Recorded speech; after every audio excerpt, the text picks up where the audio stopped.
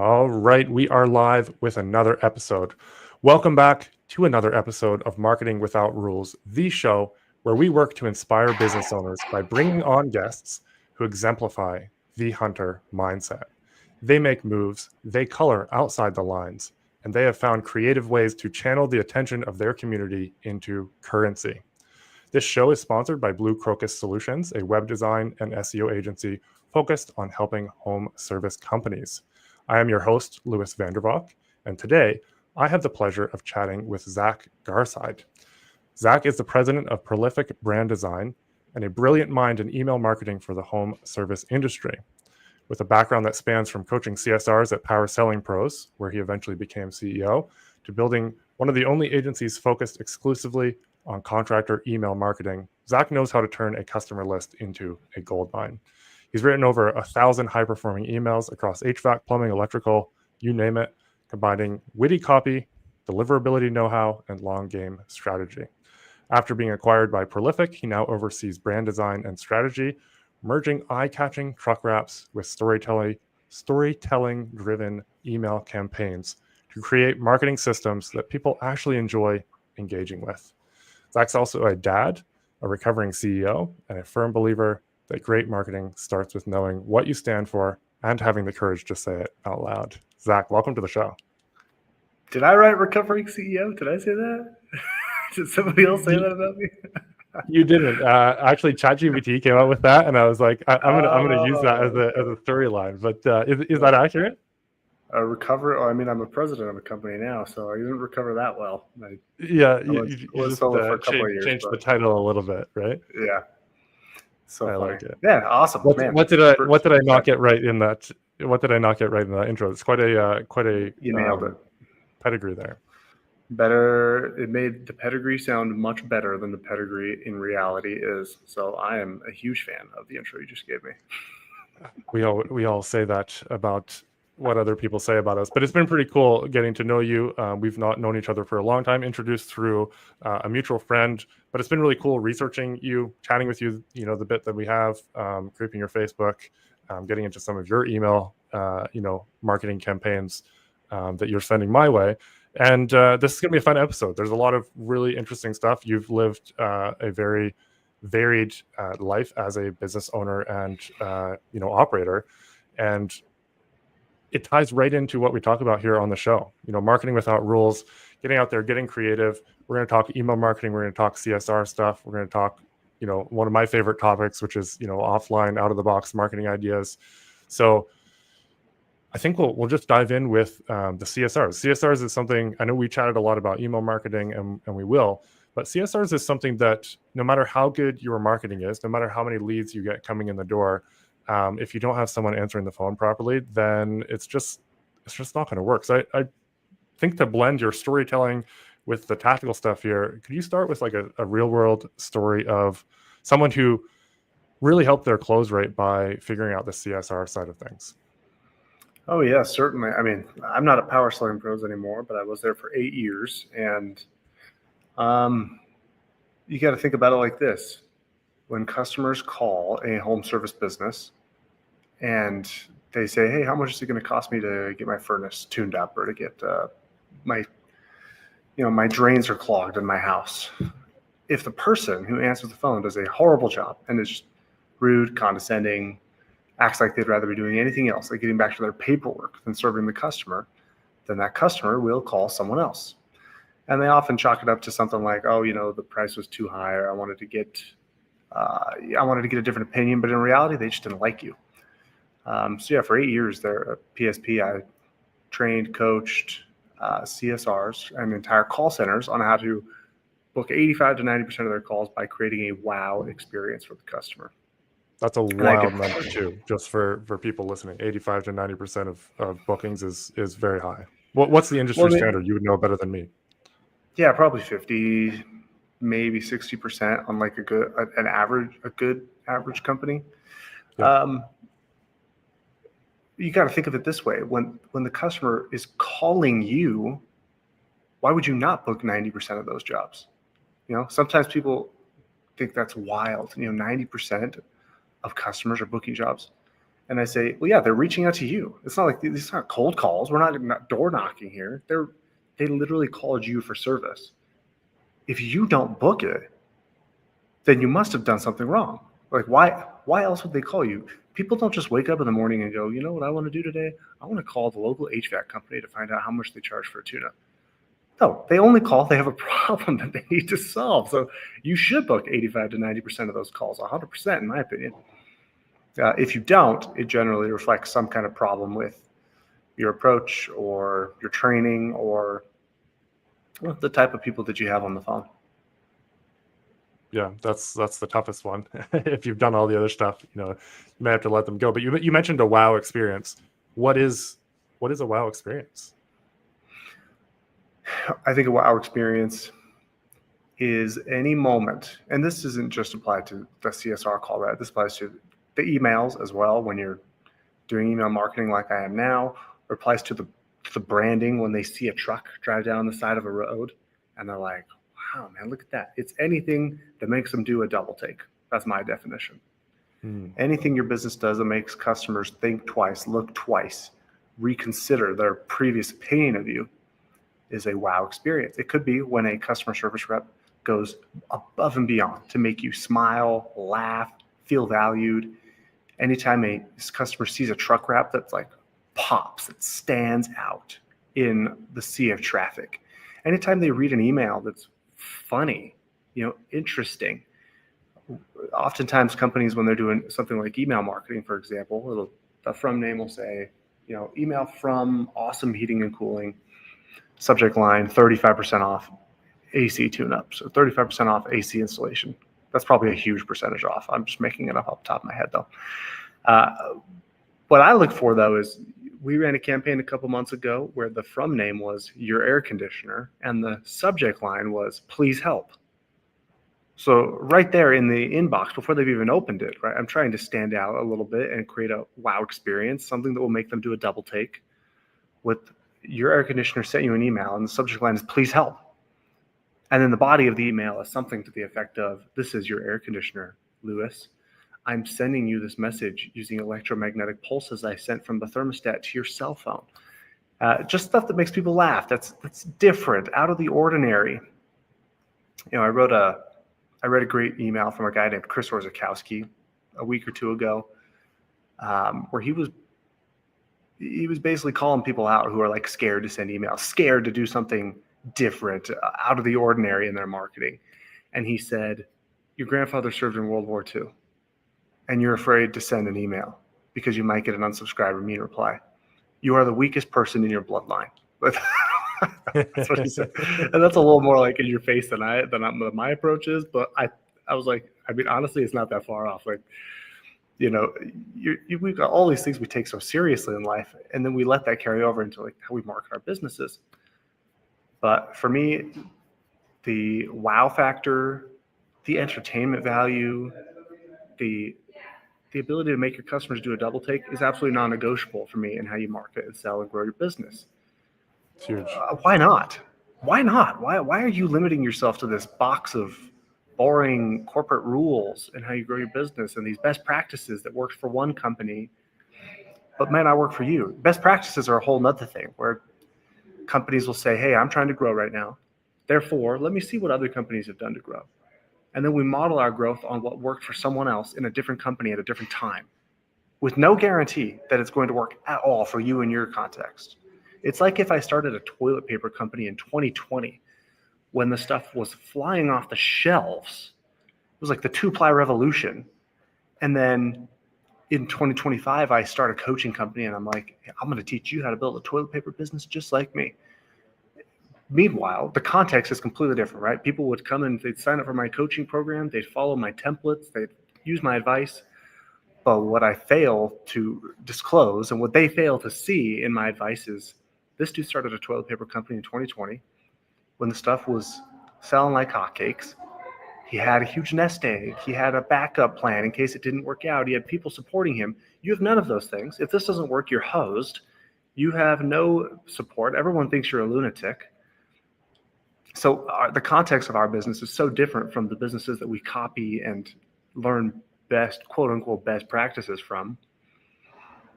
And then we're somehow surprised when it doesn't work. We act like, oh, this is so crazy. Why did this work for Guru A, but it didn't work for me? That's why the wow factor matters so much to me, because at the end of the day, I can't always compete on price. I can't always compete on budget. I can't always compete on volume or reach, but I can compete on the quality of service I provide, how hard I work, how different I am from everybody else in my approach to acquiring customers and delivering results. So I spend a lot of time thinking about those types of things and how to lean into that when I grow my business. It's a big deal. I'm going to stick on the CSR side a little bit here and tie back in what you said there. I think that the antidote to just taking the pill and hoping it's going to work for your business, like you said, it's one size doesn't fit all in business, and we wish it would, and we wish we could just take the magic pill and sell toilet paper in 2025, but it's not going to work. But if we pull it back to CSRs here, someone calls in. We'll use HVAC because that seems to be the theme of the conversation here. And they need help. What is it that a CSR can do to make that a wow experience?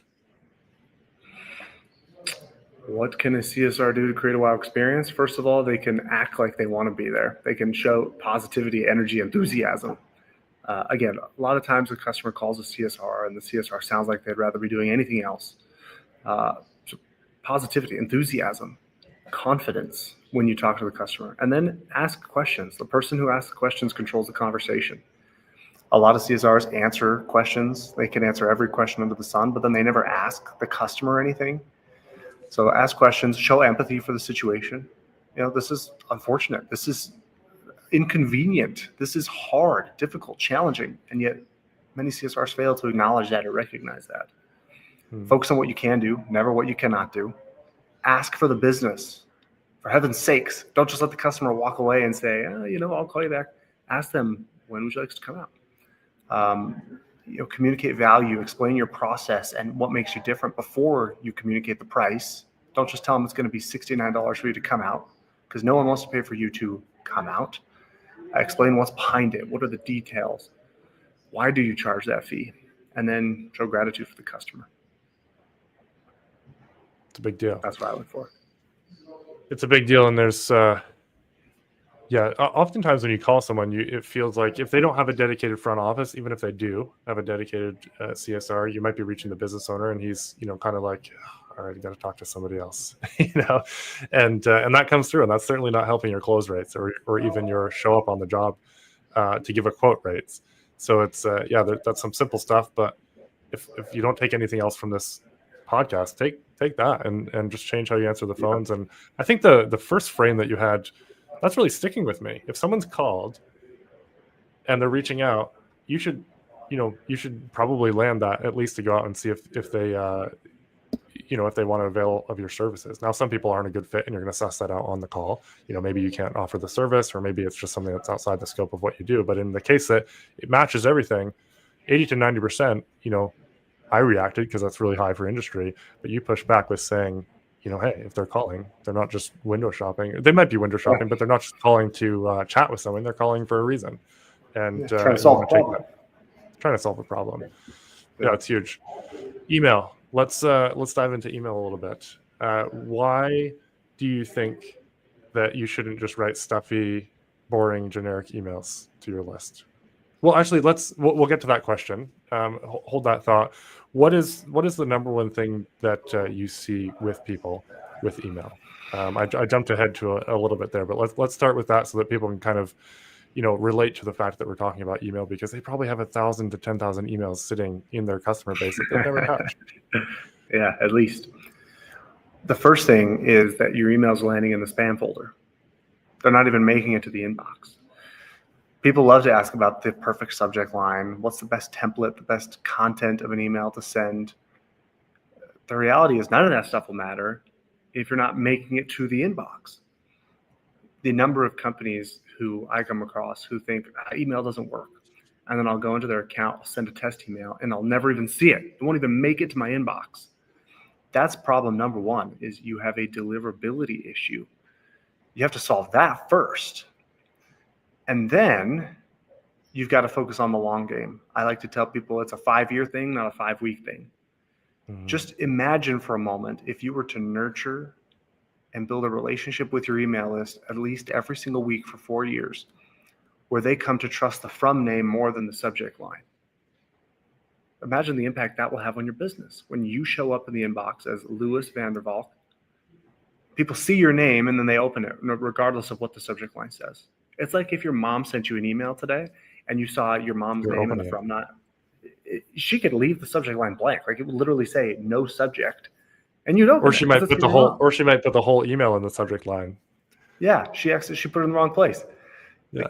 So for me, it's first, let's make sure you're landing in the inbox, not the spam folder. And second, let's focus on the relationship that we're building with your list, with that name in the from field. If all you're looking for is to get a quick buck and book a couple calls this week, then there's plenty of people who can help you. I'm not one of them. We're focused on the long game, long-term inbox placement and deliverability and relationship building. Because when you have the relationship, I could write any email. I could say anything I want to my email list to get sales. Like I am past the point of having to worry about what the content of the email says or the perfect offer, perfect subject line. I want the offer to be perfect, by the way. But I mean, the way you frame it, where people are doing all this pretty design and HTML and all these copywriting tricks and tactics. I'm like, if you have a good relationship with your list, you could send an email that says, "Hi, Louis, it's Zach. We just had 10 unexpected openings come up on our calendar this week. Would you like one of them?" Send. And it's your whole email.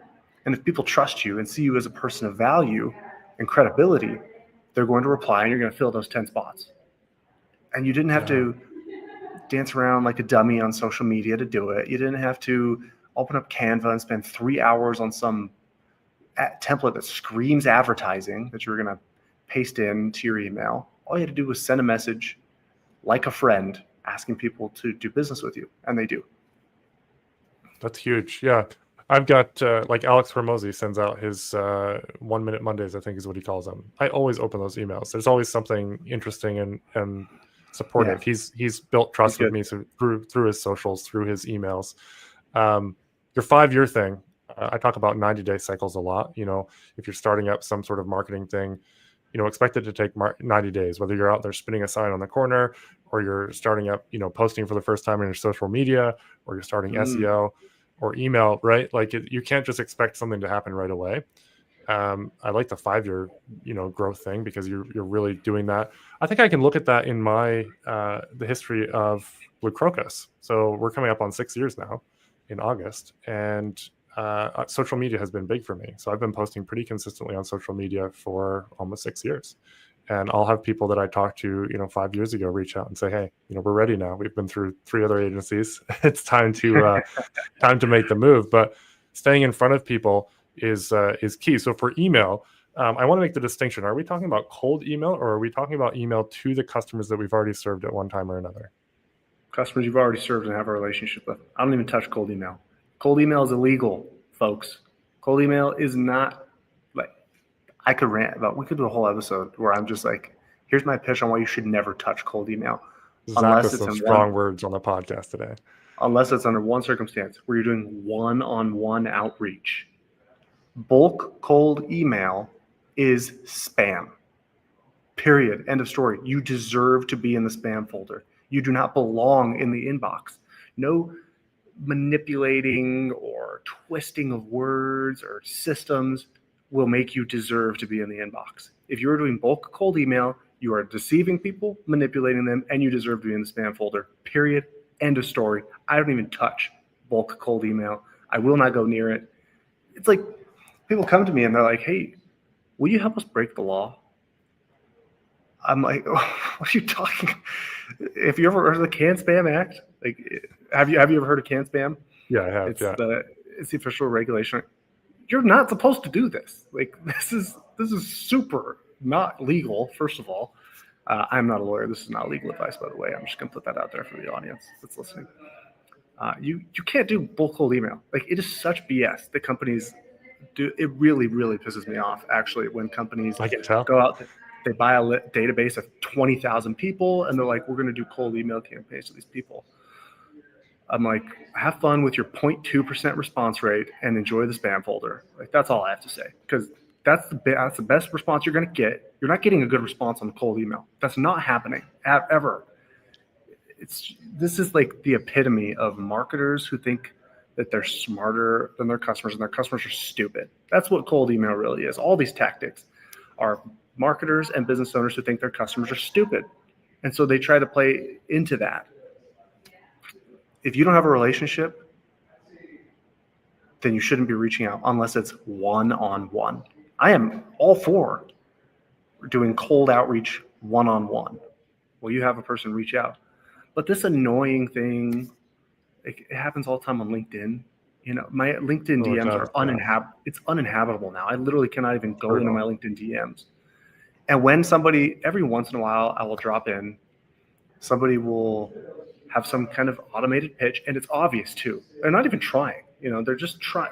It's obvious on both email and DMs that it's cold and it's bulk and it's automated, and they don't even know who I am. They did no research. They took no thought to figure out who I was. I'll just respond, was this an automated message? That will be my question. And if they say yes, I block them. I make it so they can never contact me again. And when I get these, like last week, I got like 3 bulk cold emails. They were obviously mass sent. They were not personalized whatsoever. And people do this annoying thing, right, where they send an email, and then they send another email where they paste in the previous one underneath it to make it look like it's a continuation of this thread. Like, hey, Zach, did this slip past you? Did you see my last message? And I'm like, oh, yeah, hold on, let me spam. Get out of here. Like, I don't even want to see your face. Okay, it is so annoying. It's so disrespectful. And this goes to something that this guy, Jay Kunzo, who I really admire, talks about, which is most marketers act like they're running 101 level classes. They're trying to talk to you like you're stupid. If you want to really grow your business and stand out, treat your communication like an executive level forum. Because if you knew I am about to get in touch with the most important person that will ever talk to in my career in my business, you would not treat them with the disrespect that people who do bulk cold email treat their customers with. Plain and simple. So that's my take on cold email. Don't do it. Don't ask me to help you do it. You will thank me. There are people who are like, oh, cold email. No, dude, it's bad practice. It's bad practice. It's irresponsible. I like how many times you said that's all I'm going to say about that, and then you kept going, and I just let you rant. And one more thing. No, I've done. So when I started our junk removal company, I scraped a list of restaurants. So I'm going to do a flip side here and a little pushback to you. Okay. But I thought of it because you said the paste in the other email. So I did a thing where I would do a gift card giveaway. So I would reach out to restaurants, and I was really short on time. We had a couple of kids. I was running the agency. I was starting the junk removal business. So I scraped a list. I set up the templates, and then I did do the whole follow-up thing. Like, hey, reference the other email thing. And I got some replies. For the record, I speak from experience. I've tried this in the past. Oh, yeah. I've gotten my hands dirty. That's how I know and why I'm so passionate about it now. Yeah, so I've done that. We got a few replies, but there's nothing that can compare to the, a little bit of research, a little bit of getting your hands dirty and understanding who you're messaging. I like that executive level forum idea from you. Who did you say that was from? Yeah, that's from Jay Kunzo is his name. That's all him, and he's brilliant. If you want to learn how to like really resonate with people who actually matter in your market and not the freebie seeking, one-on-one type crowd, he's really good at that stuff. Yeah. So dabbled in it, cold email as well. I just don't find it as effective as actually forming relationships either. So definitely back that up. But I wanted to clarify that everything we're talking about in email here is you've got a list. I certainly hope you have a list of people that you've served. It doesn't have as much, but I have talked to people who are like, oh, I just keep, invoices on a little tab. Those rip-off things where you did the invoice on the yellow paper and then you gave them the pink one. I talk about it like it's something novel. Maybe that's showing my age here, but I have talked to some people who are still doing that, and I strongly recommend they get some sort of capture of information from their clients, because Now you have their phone number, their email. You can remarket them exactly the way that we're talking about here with Zach. And you're not cold emailing. You're emailing people who already know you, like you, and trust you enough to have exchanged some sort of interaction with you, whether it was just someone that reached out to you for a quote potential, or they paid an invoice of any size, and you're just continuing to develop that relationship. So wanted to make that clear for people that you're sitting on a gold mine. Can you give, just to kind of drive the point home, what's a company, you don't have to name names, but a company that, was sitting on, let's say, a relatively small email list of people that they'd served, a small list of customers that they had served where they had the emails. And what's the story of how you monetize that list and basically turn that from a one-time purchase or contact to, now developing the relationship with their customers and monetizing that? Yeah. We're really, and for the record, when I get really fired up, again, I speak from experience on this stuff. Like, I know, I I love tried. it. My I'm biggest going to now be client. pushing for all of those fired up moments from Zach here. Yeah, I always, when I get off these podcasts, I'm like, I got to be careful, man, because when I get fired up, like, but one of my, in fact, not one of my biggest client ever, biggest deal I ever signed for myself when I was still independent, was a cold email client. They were like, we've got hundreds of thousands of names that we want to email, and they were paying me a lot to try and build a cold email system. And when I figured out what it actually takes to be successful with cold email, because now I know what the system is, I know how to do it, I just couldn't get behind it. It was like, there's nothing authentic about it. There's no relationship at all. Like I'm trying to set mouse traps, basically was what it felt like, and I did not like that. So that's an example of a client where we didn't, end up keep working with them. But we have, at this point, we're very blessed to have a lot of clients now in the home service industry that we're doing email for. I'll give a couple of examples. The very first client we ever worked with, Jeff likes clean windows. Megan likes company. Megan and Jeff likes. They were like, hey, could you try running some email campaigns for us? And I said, sure. What do you got going on? They said, well, we're going to do Christmas lighting. We're going to hang up Christmas lights for people's houses. I was like, sweet, let's do it. So I put together a campaign structure that I was familiar with, that I thought could work. And how many, just before we dive in too far, how many emails did they have on their list? This was a small list. This was like, am I allowed to tell people how many contacts Megan likes have on her email list? I don't know if I'm allowed to say that. I'll say less than, there's buckets. There's 0 to 5,000, 5 to 10,000, 10,000 plus. That's kind of like the three general buckets. It was less than 5,000. Yeah, cool. And we did a campaign, and it was like they couldn't keep up with the leads. They couldn't keep up with the number of replies we were generating. And that was the first time that I thought, maybe I'm not so crazy. Like maybe this whole relationship first approach, make the emails look like they come from a friend, appeal to the sense of humor, can work. So then I found a couple other home service businesses and even marketing agencies that were willing to test out the same approach. We had a recent company in New Jersey, Bel Air Engineering. We went through our whole process of authenticating their domains, warming up their list of existing contacts that they had in their database. And we're doing 40 to 60% open rates and just like reply after reply after reply on their very first email campaign, people who wanted to book jobs. Because again, all we're trying to do is make it so you don't land in the spam folder. And so that when people see your name pop up in their inbox, they open it and they want to see what you have to offer. They want to see what's going on. They want to reply. That's something else that's unique about our approach is we don't just say, here's a link, click it, or here's a phone number, call it. We ask people to reply and actually start a conversation with us in the inbox. And that makes sense. Why is that? Maybe you're about to say that, but can you tell people why it's important that people actually respond, not just read? First of all, you got to think about the context in which people are checking their email. Bored, procrastinating at work, on the couch, on the toilet, stuck in traffic, trying to kill time. Generally not situations where they're prepared to make a phone call or click and go through some arduous process to fill out forms. But most home service companies, that's the only options they give is give us a call or fill out this contact form. And so you're actually creating friction. You're adding more steps before the customer can have a conversation with you. But when I say reply to this email with the word fix it, because you need to fix your AC, now I have 25 people in my inbox that just all they had to do was click reply with the word fix it, and boom, we're in business now. Now we have a conversation going.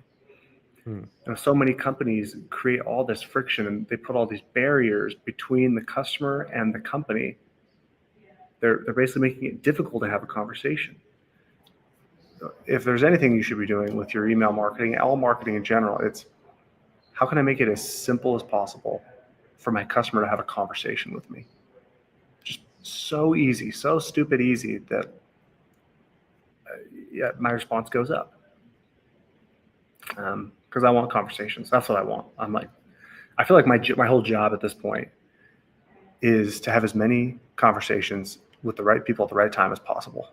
The more conversations I can start, the better, because that's what this is. This is a high ticket premium business where we're selling air conditioning, plumbing, electrical services, garage door services. These aren't e-commerce trinkets that you just click and buy in 2 clicks. These are expensive, serious purchase decisions that people have to make. So I see it as my job to start conversations. Yeah, it's a big deal. And then it helps with your deliverability too, because, whatever email, Yes.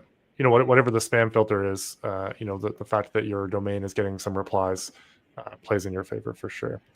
Yeah, What's exactly. what's a big email flop, whether it's subject line or and working with that cold email company? What's a flop that you learned from? Kind of a quick round of questions here. A flop. I don't know if I learned anything from this, but a flop. This is my worst nightmare as an email marketer. It's the thing that I always have to double, triple, quadruple check before I send a campaign. Merge fields, making sure I have the merge fields right so that it doesn't say, "Hey, contact first name" at the beginning of the email. In the last 2 years since I started this business, I think that's happened maybe 3 or 4 times where I've sent out a campaign and we didn't get the merge field correct. So the email said, "Hey, contact first name." Yeah. Which, all things considered, is a pretty good statistical percentage, right? I don't even know how many thousands of emails I sent at this point, but we recently did that with a company that has a big email list, and it was like, oh my gosh, I can't believe we just sent an email that said, "Hey, contact first name" at the beginning of it. Nightmare material Luckily, for though, sure. definitely, but I also know how to play it off because basically I'll follow it up immediately with an email that's like, "Holy crap, you got to be kidding me," or "Oops, that was embarrassing," some kind of subject line of that nature. That's like, "Well, John, I hate to acknowledge the elephant in the room here, but I must. Our last email said, 'Hi, contact first name.' That is obviously extremely unprofessional. Huge mistake. As a way to say sorry, here's a 10% off coupon." Right? So we'll try to spin it and turn it into something positive for the brand. Again, that's happened maybe 3 or 4 times ever, but that's you don't want that to happen. You don't want that Zach's to gonna take turn it place. into he's gonna turn that into a actual play here when he gets ridiculous open rates on his 10% off coupon. I love it. Yeah. Yeah, that'll be the biggest. That's probably the biggest thing that, mistake-wise, that's ever happened. And then we've said, not every email works, right? Like sometimes we send an email and it might still pull a high open rate, but get a low response rate because we just didn't get it right. We missed the timing. We didn't pay attention to the context of the situation, like what the weather was, what factors lead to a response in that area. So, but that's why I also love email, because you can't do that with ads, right? Like when you run an ad, every ad costs money. Every additional ad costs more money. With emails, I can send as many emails as I want and it never costs me more. Yeah. You have a flat rate with your email service provider. You're paying $40, $100, $200 a month for the ability to send marketing emails. And with that $200 a month, you can send 1 email or you could send 50 emails and your bill's not going to go up. Yeah. So if you get it wrong, it's like, no big deal. Try again tomorrow. Put together a different angle. It's not going to cost you anything more. Do you think people should email daily, weekly, monthly, when they have a deal, quarterly? yearly, never? I think you should email as often as you can. You can send high quality content I love that uh, answer. as often as you can.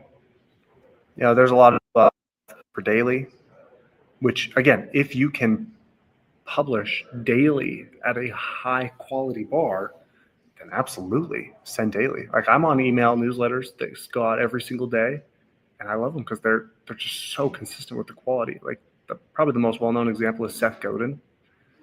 Are you familiar with Seth Godin? I am familiar. I'm not on his list, and I didn't know he did it Okay. daily. That's a Yeah. lot to keep Seth's up with. Seth stopped. He's been doing it daily for like 2 decades or something like that. Wow. It's like it's a Wow. very he has an intense streak. So, but he's every single day, and the quality is there. There's another guy named Josh Spector who goes every single day. With my clients, I try to get everybody on at least weekly, if not bi-weekly, in the home Yeah. services space. I personally am like 2 to 3 to 4 times a week. Generally, the frequency will be higher if I'm like doing more out and about. If I'm going to trade shows or visiting clients, having lots of conversations. Like conversations are huge fodder for me. So I'll generally send more. I actually don't follow the advice to like stick to a strict schedule. When people say you got to send an email every Tuesday at 7 a.m. so that people know exactly when to expect you, I don't really agree with that advice for a couple of reasons. One is I think unpredictability is actually good if people trust you. Right? If people like you and know you and trust you, being unpredictable can actually play to your favor, because now people are like, when's he going to show up again? When is the next email going to come out? Take, for example, really popular YouTubers.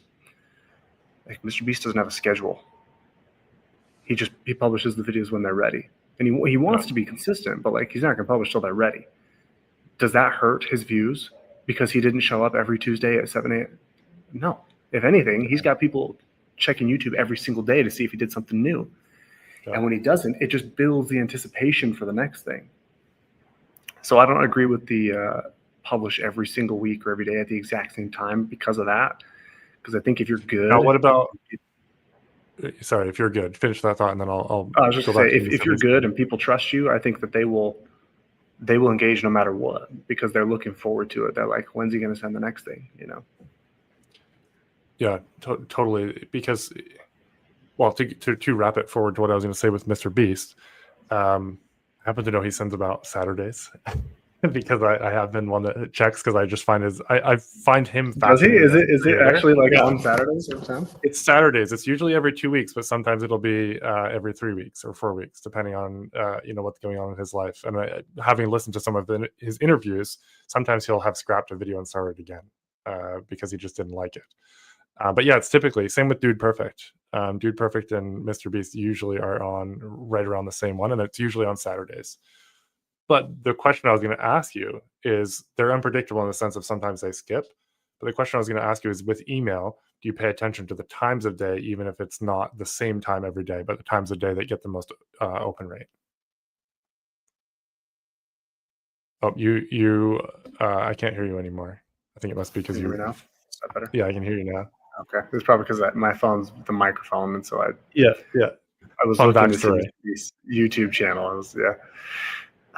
By default, I go early in the morning, like 6 a.m., 7 a.m. And my philosophy on this, that it's so far, I don't have like data for sure other than my experience, but I get high open rates in the morning. And my assumption is because people are waking up and checking their phone first thing. Yeah. Yeah. But I've seen that with most of social the media emails I too. send like that. Oh, yeah? Yeah, social media, if you can do an early morning or an evening post, it gets much better open rates, at least for my audience, than it does in the middle of the day or like middle of the morning. They're pretty much in no man's land in there. Evening because they're back home, relaxing after the day. Morning because they're, regretting having woken up and trying to avoid facing reality. Yeah. Yeah, mornings are kind of my default. Yeah, I like it. Yeah. What's something that's not email marketing, some out of the box marketing ideas that we haven't talked about, that you would recommend someone pay attention to or try? Yeah, at Preferably, Prolific we have preferably based on your experience. at Prolific we have this thing we call them emblematic touch points. And an emblematic touch point is a touch point in the customer journey, something you do that is emblematic of who you are. For example, Ryan Kettering, the founder of Prolific, he has this amazing story about when he bought a car from Carvana. Have you ever seen Carvana, the car vending machines? Yeah, it's So he fun. recently bought a Tesla Carvana vending machine. And when you go and you pay for your Tesla, they give you a coin. It's like a big, beautiful coin that you actually put into the machine to select your car, and then it brings your car down. So Ryan has this incredible video of his son jumping up and down with excitement as they put the coin in, and then the car is coming down like this elevator shaft. That would be what we call an emblematic touch point. It's, first of all, who are you? What do you stand for? What's your brand personality? And now let's find something you can do that represents that to your customer. Not just something that's memorable. If it was just supposed to be memorable, we'd call them memorable touch points. Well, we call them emblematic touch points because they have to be emblematic of who you are. So that's Carvana is one example. At Chick-fil-A, I don't know if have you ever been to Chick-fil-A? Yeah. You ever noticed? I didn't notice this until it was pointed out to me just a couple months ago. I never noticed that when you go to Chick-fil-A, it's basically the only fast food joint where you can't get your own drink. They handle all the drinks behind the counter. They don't have the McDonald's, the Wendy's, the You just go drinks grab are out it. there. They give You you a can cup mix and your you go fill drink. your You can drink. do whatever you want. Yeah. You can taste But- them all the joys of being a kid. Yes, 100%. Now, like, it was pointed out to me, though, that Chick-fil-A, though, their whole thing is we are here to serve you, right? It's our pleasure to serve you.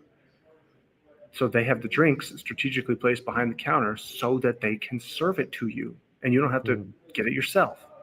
It's emblematic of who they are. Another example would be DoubleTree Hotel. Right? DoubleTree Hotel has this cookie, this chocolate chip cookie that they give all their guests every time they check into a hotel. That doesn't scale, makes no sense. From let's give cookies to all the guests. That would get shut down probably in a traditional company meeting, but it's emblematic of who they are and the type of homey environment they're trying to create. A1 Garage Door Service, Tommy Mello. When I've heard this story. I've never actually asked Tommy about it or confirmed it with any of his team members, but I also recently heard how when they go into a house and they replace parts on a garage door, they will often leave the parts in a box and just put it on the garage floor. And when they're done, they'll say to the wife or the husband or whoever's home, hey, this box has all the old parts that we took out. If your spouse and decides that we didn't do a good job or they don't like it, I will come back and I will put these old parts back on for you.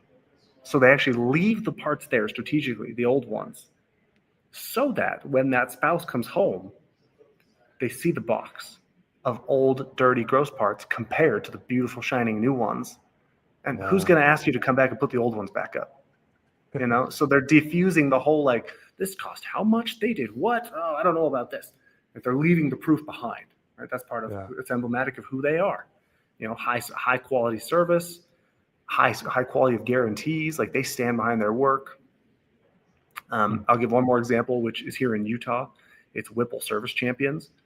So Whipple Service Champions, I saw this guy post online and it got a ton of engagement when Whipple Service Champions came to his house and rolled out the red carpet. Like, they literally rolled a red carpet from his air conditioning unit to the front door that the technicians could walk on to keep the floors clean. But the whole idea is we roll out the red carpet for you, right? Wow. So at Prolific, we're always trying to help our clients hone in on what moment can you create that's emblematic of who you are. First of all, who are you? Again, what do you believe? What is your personality? What do you want people to say about you? What stories do you want to be known for? And now let's reverse engineer that and figure out what can you do that no one else could do without it feeling cheap or like a ripoff that would stand out and send that message to your customers. It's incredibly powerful. I could go on and on. I could give you tons of examples of these. Like, I love emblematic these touch points because they're powerful. Yeah, my mind's cooking with like ideas for us and how we can implement that. I'm also at like some stuff that we're not doing already. But my mind goes to, do you know Jesse Cole of the Savannah Bananas? I know the Savannah Bananas, but I don't know. Yeah. I don't know who So any of the individual Jesse's got guys a are. couple books. I think you'd really like them, especially Really? with what it sounds like you're doing at Prolific there with the emblematic touch points. But Jesse talks through like how everything they do is fans first. And I heard him talking on his podcast. I forget the guy's name and I forget the name of the hotel, but it was a hotel, and they had an or a red phone that you would pick up. It was by the pool, so anybody by the pool could go pick up the phone. It would automatically ring to the front desk, and they could order a popsicle. It was the popsicle hotline, and Oh, someone that's would come cool. out with popsicles to the pool and give them to them. Not I scalable, love that. but it just yeah. So kids loved it, and kids, family, whatever. They also did endless treats. So you could literally order as many candies as you wanted while you were there, Dude, and no one actually like did the endless. No one actually bottomed it out, but it was just like these yeah. little touch points that they would do. I think you'd really enjoy following some of Jesse's stuff. Heck He's got a yeah. couple books. One is I've got them somewhere here. Oh, they're under. I'm just moving here, but one of them is called Fans First, and that's his whole thing is like how can we do everything to make it the best absolute best That's experience cool. for fans. He's a huge Dude, fan of Disney. He's read all the Disney books, and yeah, that's what I'm all about. Like, dude, people come to us for help with their email marketing. They come to us for help with new logos and truck wrap designs. Like, those are the three things they come to us looking for. Can you help me with email? Can you help me with a rebrand? And that includes the logos and truck wraps. yeah, But the thing that we're always trying to redirect their focus to is emails are great. A beautiful logo is awesome, and a truck wrap that stands out, money, right? It's gonna be your personal billboard that gets 50,000 impressions a day. But we try to redirect attention to the foundation of success in those things. That's why I talk about in email marketing. It's about getting in the inbox, not the spam folder, and make sure they trust the name the emails come from. Everything else is majoring in the minors after that. That's a great term I learned from a guy named Ben Settle, by the way. Majoring in the minors. I think about it all the time now. With branding, when people are looking at logos and truck wraps, they look at the beautiful thing that they want, right? The end result. But what most branding companies fail to spend sufficient time on, and what most companies fail to spend sufficient time on is, yeah, but what does the logo stand for? Do you think that the founding fathers just threw together some quick flag for the United States of America? It was just like, let's put some red and white stripes on it, some let's spangle it with stars, right? yeah, It was emblematic of who the United States is and was. It's a symbol, because when we say, I know you guys are in Canada, right? yeah, yeah, But like in the United States, when we say the Pledge of Allegiance, what are we pledging allegiance to? I pledge allegiance to the flag. yeah. So the symbol is the thing that we are ultimately pledging our allegiance to, what it stands for. So with branding, with email marketing, with all your marketing, the question has to be not what are other companies doing? How can I duplicate it? How can I copy it? How can I be like that or different from it? Because if that's the question you're asking, then from the start, you're at a disadvantage because everything you do is based on someone else. And that's a very difficult way to live. The question needs to be, who are we? What would be uniquely us? What can we do that's so unique, that's so emblematic of who we are, what we stand for, that the customer couldn't possibly forget it even if they tried. That's what I'm trying to do with email. We're selling home services. People buy this stuff maybe twice a year, but we're sending emails every single week. Why is that? Because we want to build a relationship, because we want to be the only company they think of when they need service. Why do we do beautiful logos and truck wrap designs? It's not just because they look good and you want to look professional. That's part of it. But it's mostly because we want you to have a symbol that you can proudly take into your community that represents who you are, that gives your team something to be proud of and stand behind. I want to start a podcast called This Won't Scale or That Won't Scale, where all I do is just tell stories about these emblematic touch points and these things that companies are doing to brand themselves. I just want to be like, here's another idea that most companies would say that won't scale to, but somebody else I would says, tune in. I would tune in. It's so fascinating to me because it's it's the scalable. I talk about this a lot with our team, actually.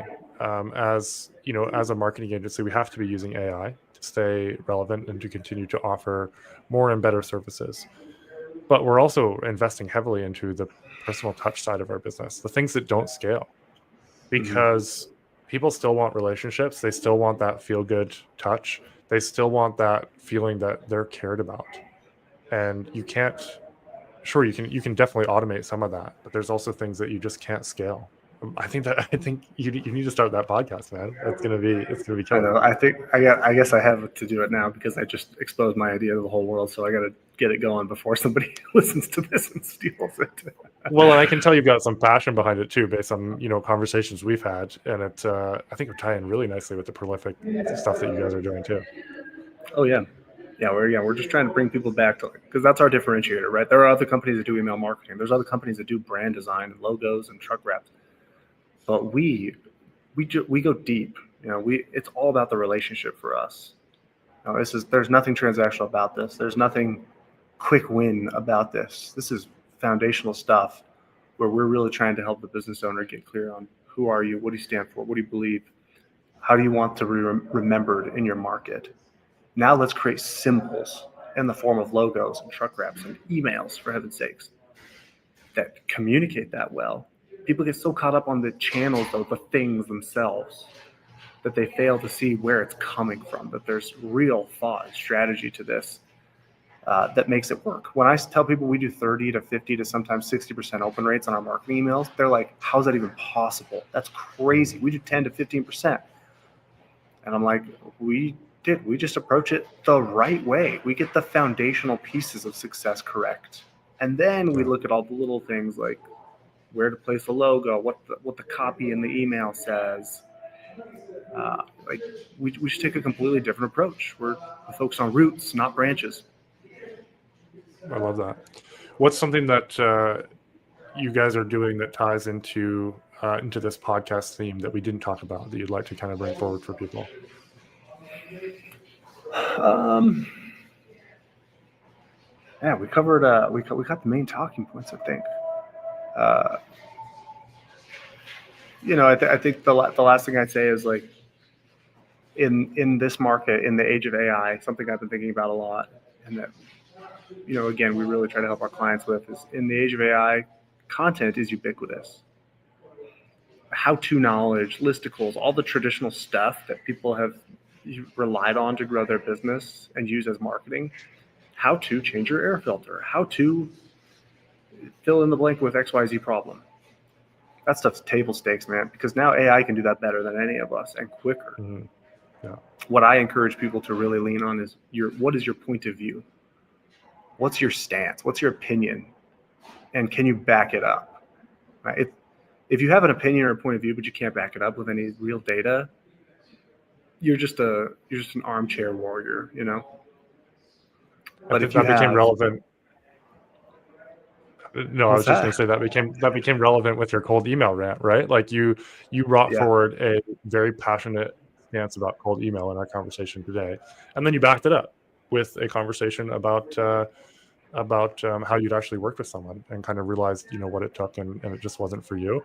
But that's your point of view, and anybody who's listening knows that of course some people make cold email work, but having listened to you in your conversation and kind of understood how important emblematic touch points, how important the customer actual experience is, now we fully understand your point of view, and can see why this just isn't yeah, something that you're going to partake in. But you've backed it yeah. up, and now we see Zach's point of view, and not oh, just something that he's throwing out there, a regurgitated fact. This is something that actually he cares about and thinks about. Again, it has far less.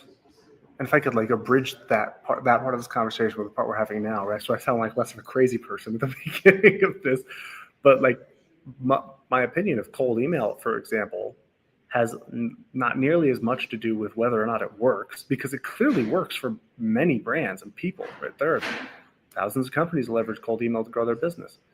My opinion has more to do with my personal experience, who I am, and the data that I have personally. Again, Yeah.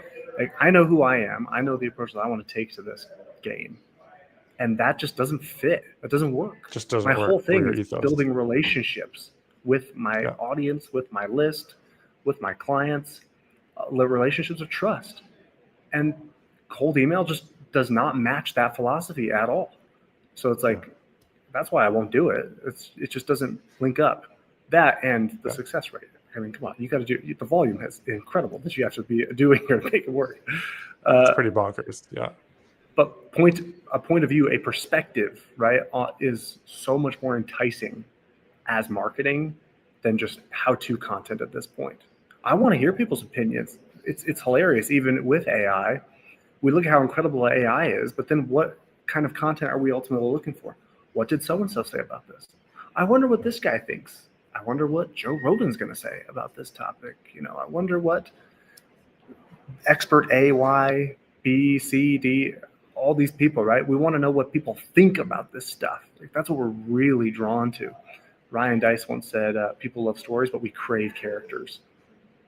And we live in a great moment right now where you can, and Hollywood's proof of that. How many movies get produced by Hollywood? If stories really were king, like we say they are, well, then every movie would be a blockbuster. But most movies are flops. Most movies fail terribly at the box office, and they never get watched.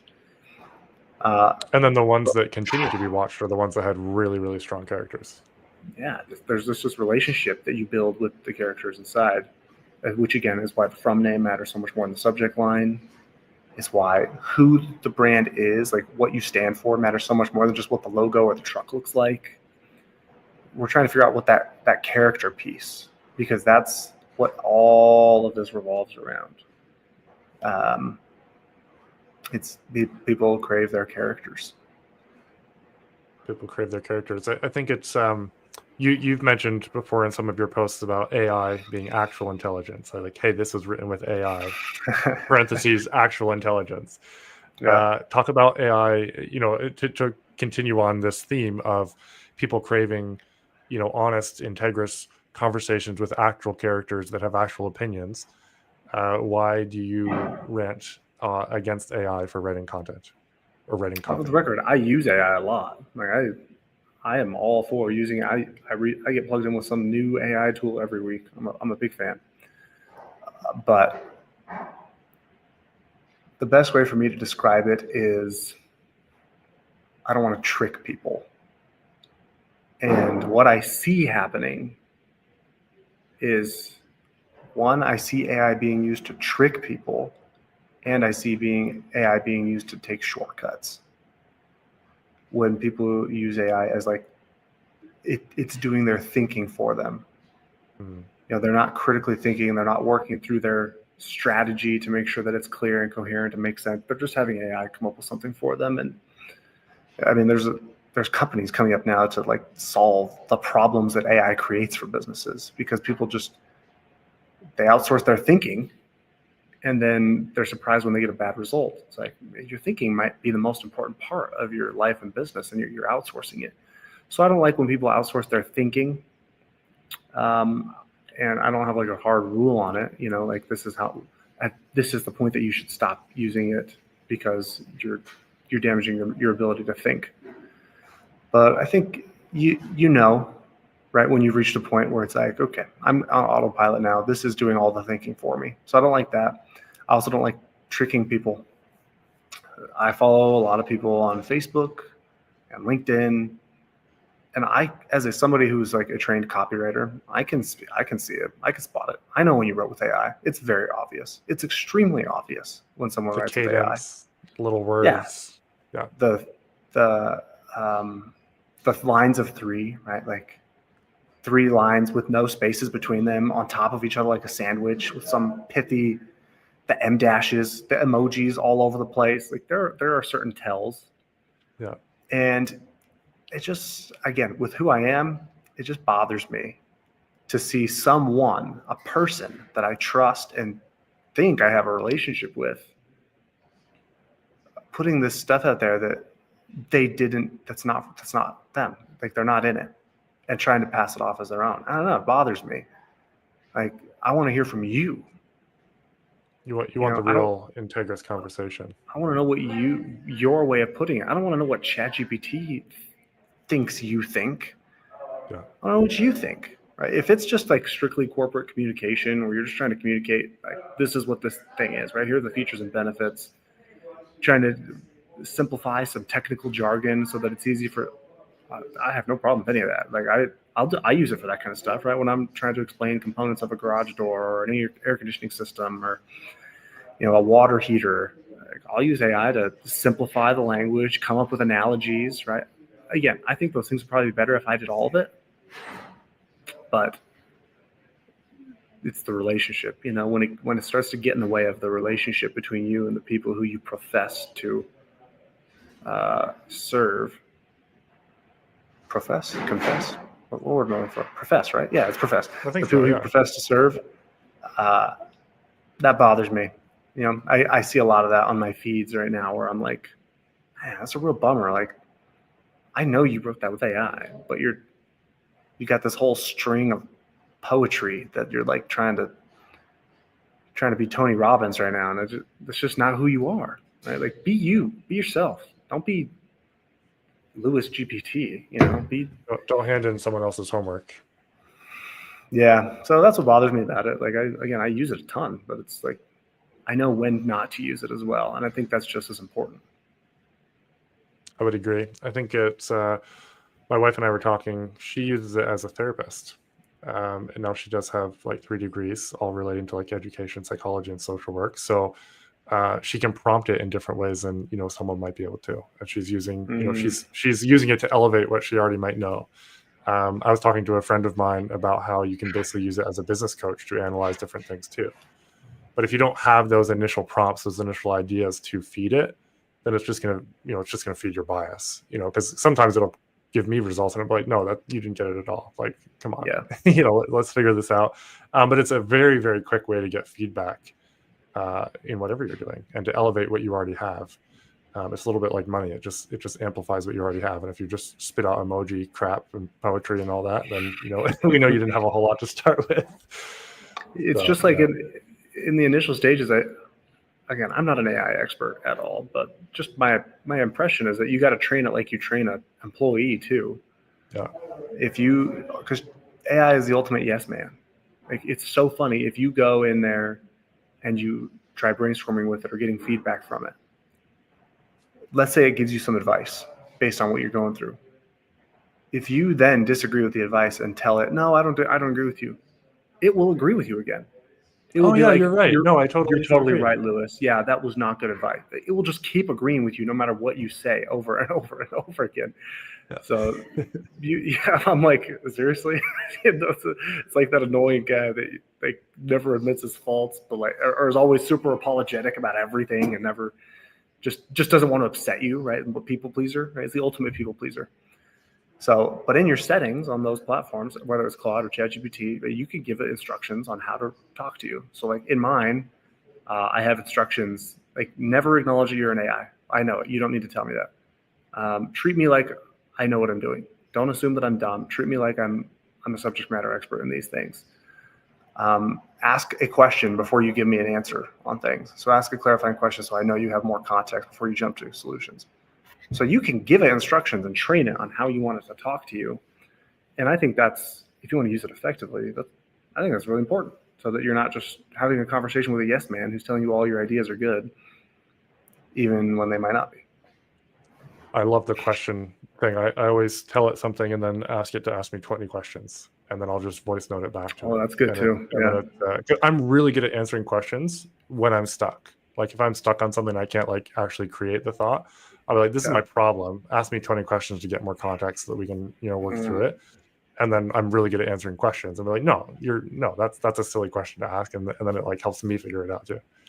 Yeah. So it's Zach, this has been fun. We could obviously meander through a bunch of different topics here, but I always say this for everybody watching or listening to the show. If you've made it this far, go back to any of the points that we talked about, whether it's the emblematic moments, whether it's the email marketing. Don't sit on your past clients and waste them. Waste the potential lifetime value from those clients. Get out in front of them, even if it's just hey, appreciate you. You make our business rock, and we couldn't do this without you. Do something But then, even better to what Zach was saying, get out there and do it consistently. Think on a 5-year time horizon. I really like that 5-year time horizon. Go back through, listen to the podcast again, or take notes if you weren't already, and pick something and do it. Because the point of this is not just to make your eardrums feel good with good ideas, but to go out and actually have you get tactical on something. So Zach, really appreciate you jumping on today. Where can people find you, and how can they follow more of your life and your conversations? And where can they get on your email list and all that good stuff? Go to, I haven't turned on the welcome sequence yet. I'm trying to finish the ultimate welcome sequence for this email list. But if you want to get on it before I publish the welcome sequence, you're welcome to. Go to Prolific Brand Design /questions. That's prolificbranddesign.com/questions. There's a lead magnet there, 7 questions to ask a branding agency before you trust them with your life's work. I like that. We have not published the welcome sequence yet. Like, I have not driven any traffic to this page yet. When is this going to be published, this episode? It'll be in a couple 3 weeks. So I'll get you to send me that exact URL, and then we'll put it in the show notes as well. Okay, it'll be ready by then. So I'm working on like the ultimate welcome sequence. That's just gonna. People think they know what a welcome sequence is, like first email, second email. I'm about to flip the script on welcome sequences with this one. So. Well, it sounds like we've got an emblematic moment loading there. That's what I'm trying to do. Yeah, I'm trying to like really get super creative with it. You'll see. So go to prolificbranddesign.com/questions.